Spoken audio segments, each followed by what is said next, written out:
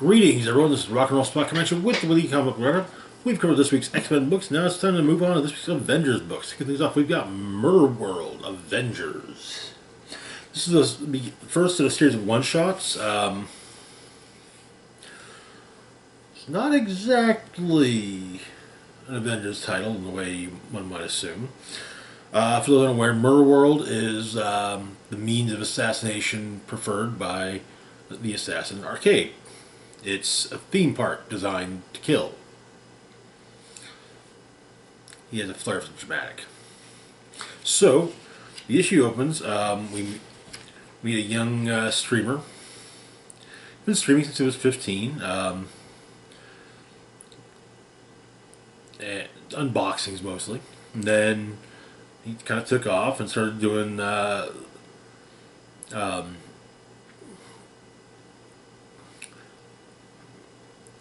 urban legend stuff, or let's see.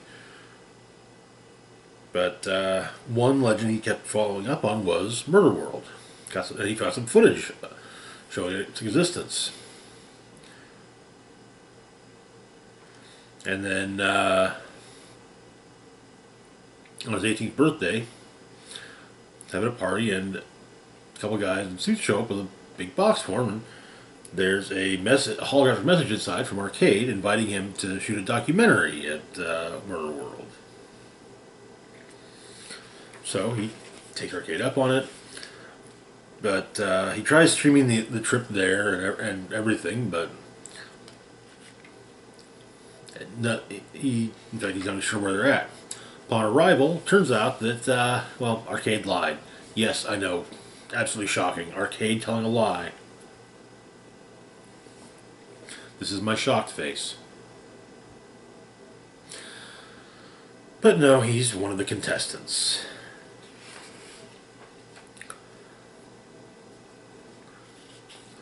But the whole basic idea is that Arcade is streaming on the dark web a battle royale type thing. 200 people go in, one comes out, winner gets $100 million and a new life. The first thing they have to deal with is an obstacle course. Simple obstacle course. As they're going through, one of the contestants says it's too easy. And, yeah, the Avengers show up. Well, Murderworld robots of them. Thor, Cap, Iron Man, Hulk, Ant-Man, and Wasp. And they just start wading through the contestants. Paul, our live streamer, is able to survive an attack from Captain America, because that's the point where his mutation kicks in. He uses it to save a bunch of the others. Arcade is visibly displeased with this, but as Paul's talking with some of the other survivors, he gets shot right in the forehead.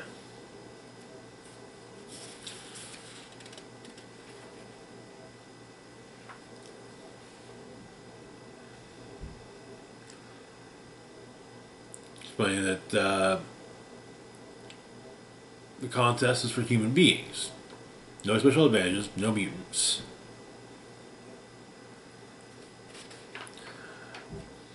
And that is where the issue ends.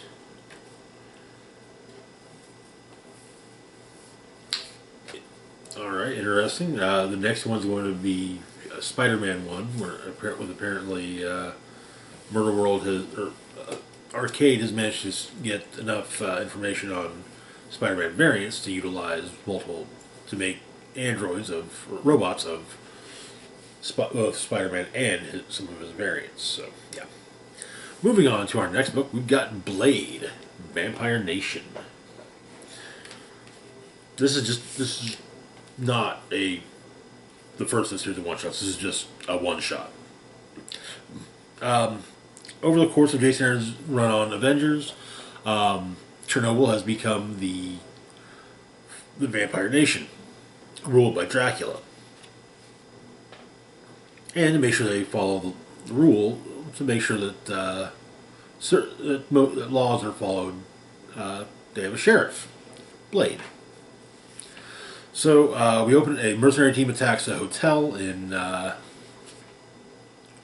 city of Strabmore.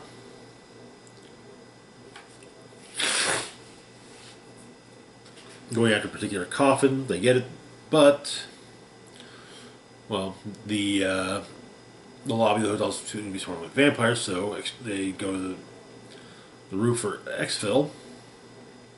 But the coffin, it has defenses built into it, and three of the mercenaries are killed. Um, the inhabitant of the coffin, Corvus, the coffin opens and, well, he dies. The last remaining mercenary authorizes payment to next of kin and then shoots himself rather than be captured. So Blade has been called to speak with Dracula. Basically, Dracula wants to know who arranged the hit. So obviously, someone was coming for him. So Blade goes to Stroudmore, starts asking questions, gets the reports on the would-be assassins, and just starts digging. And it turns out that since Stroudmore is on I want to say the western end of Empirsk, this population is both human and vampiric. With humans being hired to do various jobs and paid well. The idea being, come to the Vampire Nation, and you'll do well for yourself, better than in most other countries, or at least in Russia, including some that just are allowed to live there until the point where they're told that okay, now you're going to be hunted. Let the vampires remember what it's like to be a real vampire, as it were. However, it turns out one of the mercenaries survived, and Blade finds her, and she tells him what happened. And she was the leader of the mercenary team, and so she just kind of hid and hasn't been noticed.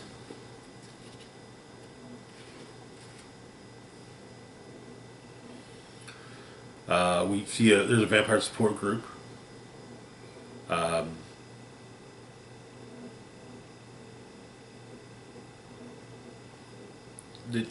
Helping vampires deal with various issues. One of the vampires in the group is an old world vampire. Blade talks to her,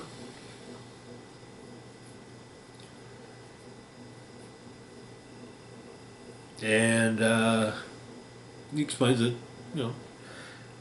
it's there's a lot of things that can kill. There are a few things that can kill vampires, but one of the things that usually trips them up: paperwork. So the Contessa, turns out that her bodyguard has been killed already by Blade while she was at therapy. And then the Contessa is taken to Dracula. She doesn't like the fact that, he's basically, that regardless of what he says, power is consolidated amongst him.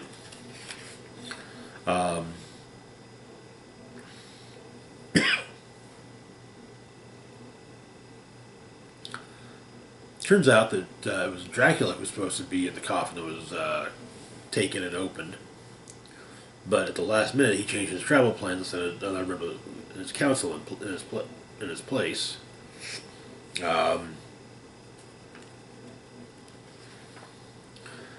Also, the Vampire Council,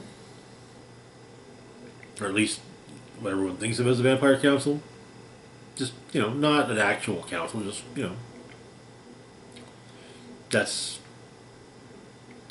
that's the council for the newspapers. Dracula has a shadow cat, or kitchen cabinet, as it were, who make the real decisions. That is where the issue ends. Interesting. I do enjoy getting the occasional look into the Vampire Nation, and I had that feeling that writers are going to basically grow tired of it, and something will happen leading to it being destroyed. But we'll have to see. Moving on to our next book, we have Captain America: The Winter Soldier Special. Spinning out of the most recent issue of Captain America: Son of Liberty. So we'll kind of that's our previously on will be that. Cap and Bucky went in search of a conspiracy called the Outer Circle. Bucky already knew some things about it,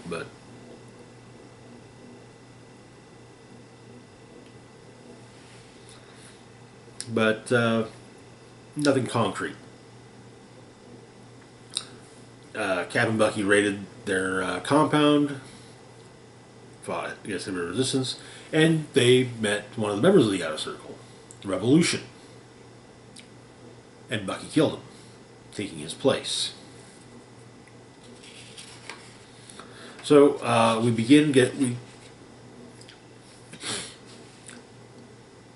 Bucky's been given a chronicle of the basically Revolution's life story, and he's told his move is being awaited.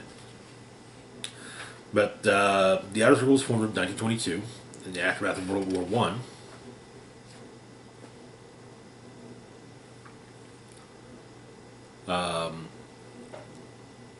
Librarian named Fortunoff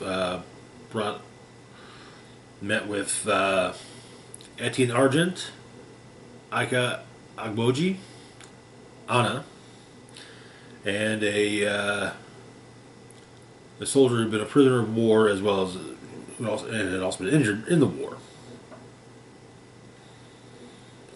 But Fortunoff has an idea. The Century Game.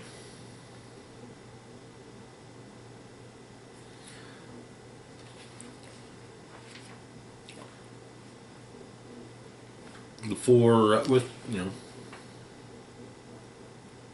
the power, the money, the machine, the love, and the revolution. Influencing events for the next century. But Bucky meets the rest of them, tries to kill them, but they've got force fields and the machine has other means of stopping him.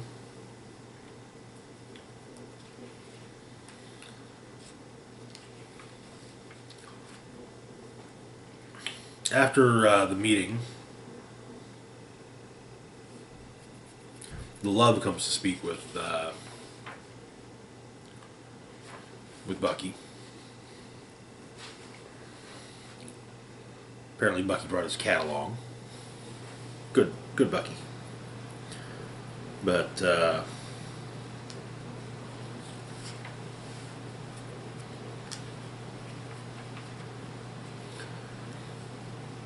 in London, Sharon Carter breaks into Peggy Carter breaks into a facility, learning that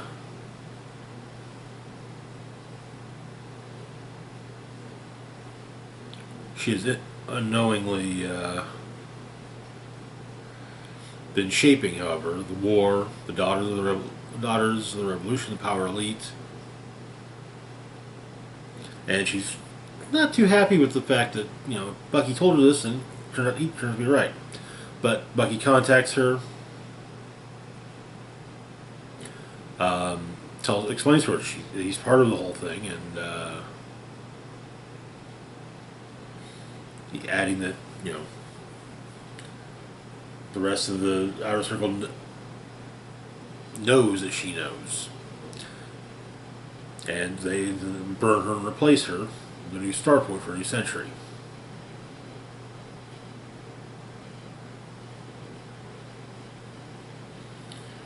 But he explains that he's at the table now, so he's not the one being sent after her. But he's at the table and he wants Peggy to help him flip it.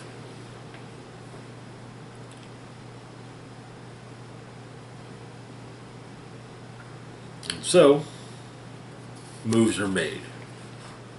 Bucky's the Revolution's first move, Sharon Carter to Captain America. That is where the issue ends.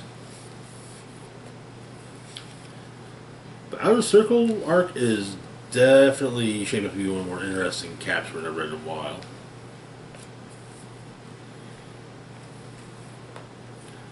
Definitely, I think this. I'm fairly certain that we're getting build up to the upcoming crossover between Sentinel of Liberty and Symbol of Truth. So should be some fun reading. Moving on to our next book, we've got Iron Man number 25, Legacy number 650. Where we left off, Iron Man had pretty much dismantled the underground, the black market super weapons trade known as Source Control. And had agreed to leave the Mandarin's rings in the care of Ironheart, Ryder Williams. She thinks she can use them to save the world. So, while Tony was doing all this, he had, as far as the public was concerned, Tony was in a coma. Since he came out of the coma, it's been decided that Iron Man, that New York will have an Iron Man Day. He's not exactly feeling it, though. But Rhodey and Sunset Bane are discussing what to do with all the weapons tech. We find out that Patsy Walker is still operating out of San Francisco. Among other heroes she's working with now includes Sleepwalker. It's always nice to see Sleepwalker back. But there are people that are stoked for Iron Man Day, some who are not happy about it, and others who are just going about their day. But Iron Man is taking his time getting to the whole thing and goes into the subway, where he finds a man unconscious against the wall. Discovers that he's had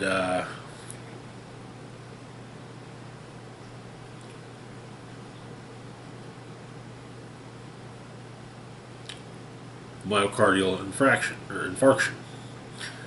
Tony does what he can to save the guy, calling 911. Seems to do a little bit of help, but gets him to the hospital. Ends up flying him to the hospital and waiting to make sure he's okay.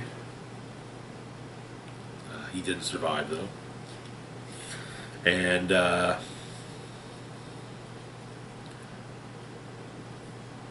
Patsy and Rhodey meet up with Tony.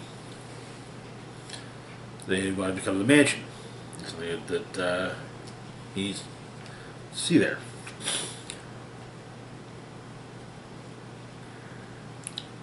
His friends. They're to give him a special day. Ben Grimm, Thor, Rhodey, Spider-Man, Cap, Gargoyle, Leapfrog, Sunset Bane, and Ironheart. We got a couple backup stories. We got Daddy's Boys, which takes place during the period where Thor Odinson was no longer Thor and simply Odinson, as he was no longer worthy. Tony's been looking for Thor in Jotunheim. Eventually finds him. And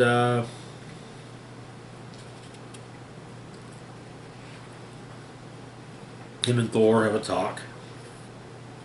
And yeah. Then we've got an older story. Well, this appears to be a reprint of an old story from Tales of Suspense number 128.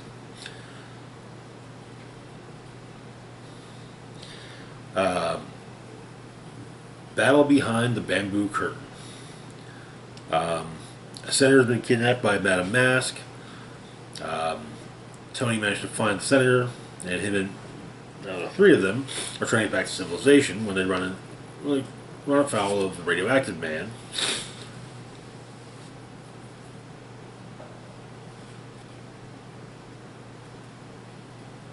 Um, Though it seems that perhaps some information has been leaked to the Mandarin, who's secretly controlling things, and in fact sends the radioactive man after Iron Man. Iron Man takes down radioactive man and works on getting the senator back to the U.S. Well, intends to at least. We get a taste of things to come. There's going to be an assassination attempt on Tony. A trial, revelations about Howard Stark. There are definitely it looks like we got some interesting things coming in Invincible Iron Man #1, which comes out next month. Wraps up the Christopher Cantwell's Iron Man arc. It was a good arc. It was a good run. I enjoyed it. I'm not generally an Iron Man fan, but there's a good chance I'll probably continue reading Iron Man's solo book. So, moving on to our next book, we've got She-Hulk #8. Where we left off, She-Hulk had been captured by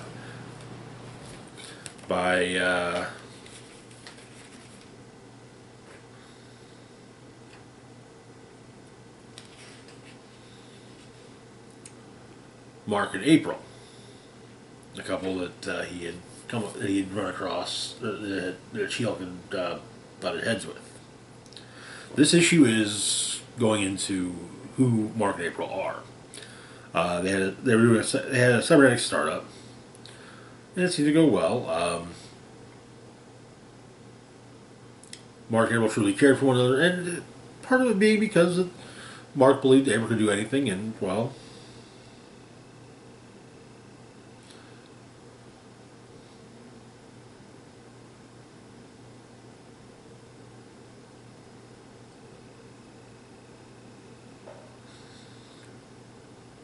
But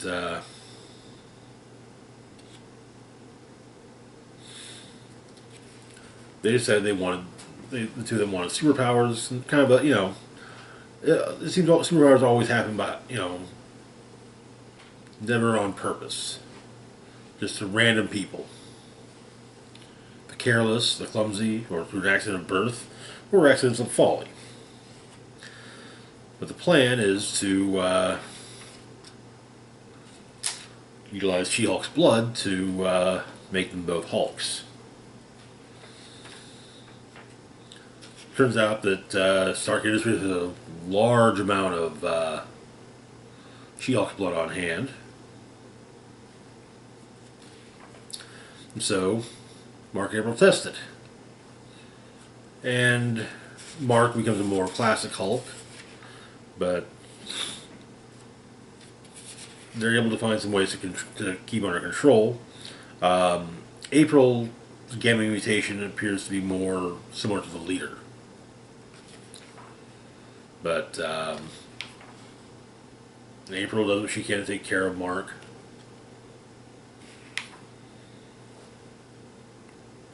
And they're the ones who kidnapped Jack of Hearts.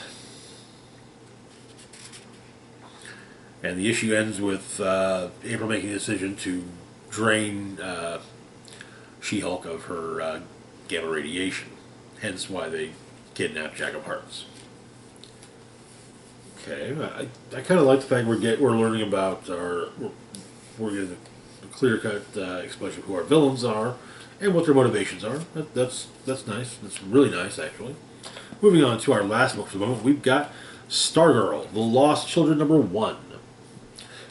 So at the end of Flashpoint Beyond and the new Golden Age, a bunch of Golden Age heroes were kind of released back into the time stream. So we got a little bit of information about Dan the Dynamite and his partner TNT. Seeing them in action back in the 40s. But eventually Dan would die, and or TNT would die, and Dan was, well, not kind of just pushed aside for the rest of his life. Stargirl is having trouble balancing school and superheroics. Her mother insists she focus on school, and so Stargirl is like, okay, yeah, begrudgingly agrees. And that night, Red Arrow, who Stargirl's been working with, comes to see her. They're working on they're looking for the hero Wing.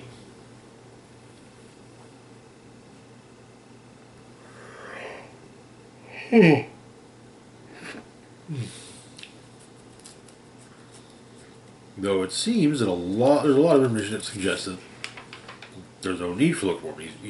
He's dead.